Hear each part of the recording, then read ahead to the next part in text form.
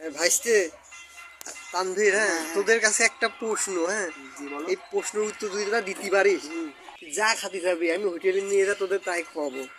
আর যদি তোরা না পারিস তাহলে আমার কি খাওয়াবি বল?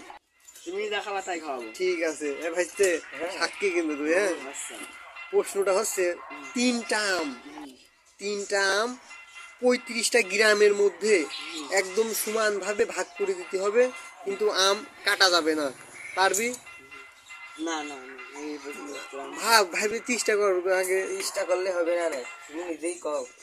মনে কর 3টা আম তুই 35টা গ্রামের মধ্যে সমান ভাবে ভাগ করে দিবি, কোনো গ্রামে কম বেশি হবে না। একটু ভাবে, এর মাথা খাটা একদম সহজ। পারবি? পারবো না। তুমি খাবার খাও আগে প্রশ্নের উত্তর বলো। তাহলে কিন্তু তোরে কিন্তু খয়নি রাখবেন কই? খাবো না, খাও তো আগে।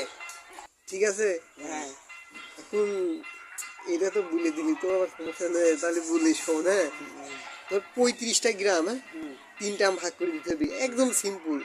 একটা আম দেবো 20 গ্রামে, একটা আম দেবো 14 গ্রামে। তাহলে কয়টা?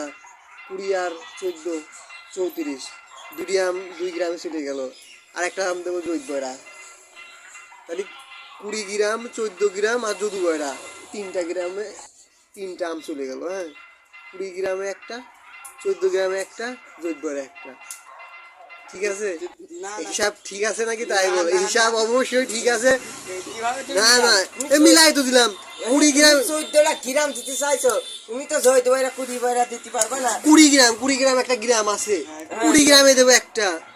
14 গ্রাম একটা গ্রাম আছে, 14 গ্রামে দেবো একটা। তাহলে কয়টা গেল? 2টি আম 34টা গ্রামে চলে গেল। আর একটা বাকি থাকছে, আর একটা দেবো মানে 14 গ্রামে 35টা পুষে গেল।